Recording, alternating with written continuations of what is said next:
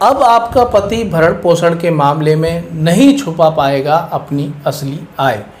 यदि आपका पति कोर्ट में अपनी असली आय छुपाकर आपको और अपने बच्चों को कम भरण पोषण देना चाहता है तो आप क्या करें?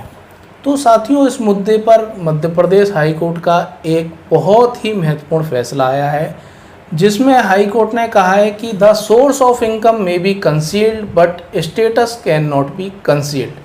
कोई व्यक्ति अपनी वास्तविक आय तो छुपा सकता है, लेकिन अपना सामाजिक स्तर और जीवन शैली नहीं छुपा सकता।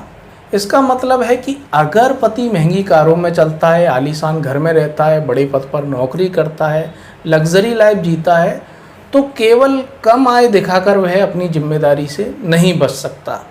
तो मामला क्या था?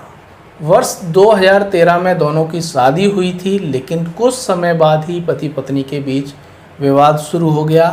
पत्नी ने आरोप लगाया कि पति उसके साथ दुर्व्यवहार करता है, उसका व बच्चे का भरण पोषण नहीं करता है। पत्नी ने फैमिली कोर्ट में अपने व बच्चे के भरण पोषण के लिए हर महीने 3 लाख रुपए भरण पोषण की मांग की।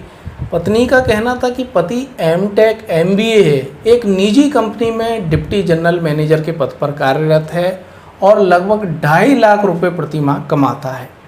अपनी कंपनी भी चलाता है, कई संपत्तियां वाहन उसके पास हैं, किराए से भी उसकी इनकम आती है।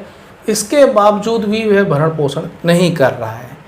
लेकिन फैमिली कोर्ट ने पत्नी द्वारा मांगे गए 3 लाख रुपए प्रति माह भरण पोषण के दावे को स्वीकार नहीं किया। फैमिली कोर्ट ने पत्नी और उसके नाबालिग पुत्र दोनों के लिए केवल 20,000 रुपये प्रति माह भरण पोषण निर्धारित किया। पत्नी फैमिली कोर्ट के इस आदेश के विरुद्ध हाई कोर्ट पहुंची और यही सब तर्क उसने हाई कोर्ट में भी दिए। पति ने इन सभी आरोपों को नकारा।